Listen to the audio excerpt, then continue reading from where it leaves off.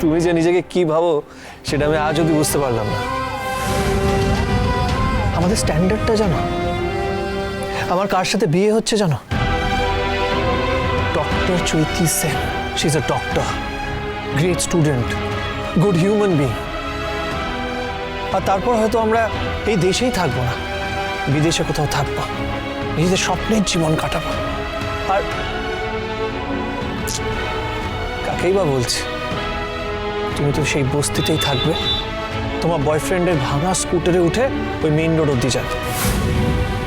তার বেশি কি করে যাবে? সেটার জন্য তো তেল দরকার হবে। আমি জানি না তোমার বয়ফ্রেন্ড সেটা অ্যাফোর্ড করতে পারবে কিনা। না হলে কি আর ওই বস্তিতে থাকতো? আপনি কিন্তু এবার একটু বেশি বাড়াবাড়ি করছেন। আর একটা শব্দও যদি আপনি আমার নামে উচ্চারণ করেন, তার উপযুক্ত পাওনা আপনি পেয়ে যাবেন। মনে রাখবেন, বস্তির লোক কিন্তু এতটা শুভ হয় না। আপনি তখন থেকে আমাকে রাস্তায় দাঁড় করিয়ে অপমান করে যাচ্ছেন। তোমার বয়ফ্রেন্ডের সম্পর্কে দুটো কথা বললাম, এত গায়ে লাগলো, এত ভালোবাসা। ও, চৈতি ম্যাডামের প্রতি আপনার ভালোবাসা উতলে উঠতে পারে, কিন্তু আপনি আমার বয়ফ্রেন্ডের সম্পর্কে খারাপ কথা বললে, তাকে অসম্মান করলে আমি কোনো প্রতিবাদ করতে পারবো না। মানে বস্তির লোক বলতে কি মিন করছেন আপনি? এই বস্তির মেয়েটার কাছে তো আপনি কমবার আসেননি, যদিও বা সেটা আপনার ছলনা ছিল। সবাইকে আপনি বোঝাতে চাইছিলেন যে আপনি কতটা কাইন্ড হার্টেড, কতটা ভালো, কতটা দয়ালু, বস্তির লোকেদের জন্য কতটা ভাবেন। কিন্তু সবটা তো ছিল আপনার সাজানো অভিনয়, কারণ আপনি আমার কাছ থেকে ডিভোর্সটা চাইছিলেন। আপনি আমার চিকিৎসাটাও করেছেন যাতে ভালোই ভালোই ডিভোর্সটা আমি দিয়ে দিতে পারি। আরে আপনি এটাই বুঝলেন না, আমি এমনিতেও আপনাকে ডিভোর্স দিয়ে দিতাম।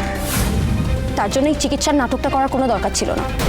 আমি কোনোদিনও আপনার মতো একজন মানুষের সঙ্গে থাকবো বিশ্বাসও করিনি, কোনোদিনও স্বপ্নেও ভাবিনি যে আপনার মতো একজন মানুষের সঙ্গে থাকবো। পাকে জন্মেছ তো, তাই পাক দিয়ে জীবন করা। যারা পাকে থাকে তাদেরই ভালো চিনবে।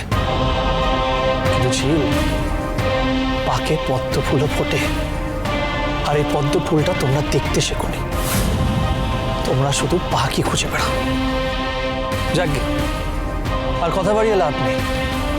কাল আমার আশীর্বাদ ঠিকঠাক সময় চলে এসো।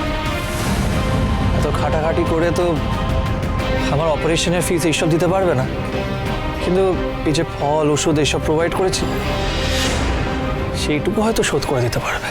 আপনার লজ্জা করে না? কাউকে খাবার পাঠিয়ে আবার বড় বড় কথা বলছেন, কথা শোনাচ্ছেন। শুনুন, আপনার পাঠানো ফলগুলো আমার বস্তির লোকজন খেয়েছে, বাড়ির লোকজন খেয়েছে, কিন্তু আমি ছুঁয়েও দেখিনি স্যার। আমি জানতাম একদিন আপনি আমাকে কথা শোনাবেনই। আপনাদের খাবার না খাওয়া চাই, হজম করা যায় না। আর এই কথাটা আমি অনেক আগেই ভাগ্যিস বুঝে গিয়েছিলাম। সেই জন্য আমরা লোভ দমন করতে জানি। ভালো ভালো খাবার দেখলেও লোভ হয় না আমাদের, এটা বোধহয় আপনি বুঝতে পারেননি। তাই বলে কি আমি টাকা চেয়েছি? ওসব নয়, ছেড়েই দিলাম। কত টাকার বিল হয়েছিল জানো তোমার চিকিৎসা করার জন্য? লক্ষ লক্ষ টাকার। কিন্তু আমি কাল তাহলে নিজের মায়ের সাথে আমার আশীর্বাদের রান্নাটা করে দিও, এটুকু হলেও কৃতজ্ঞতা দিয়ে শোধ করো।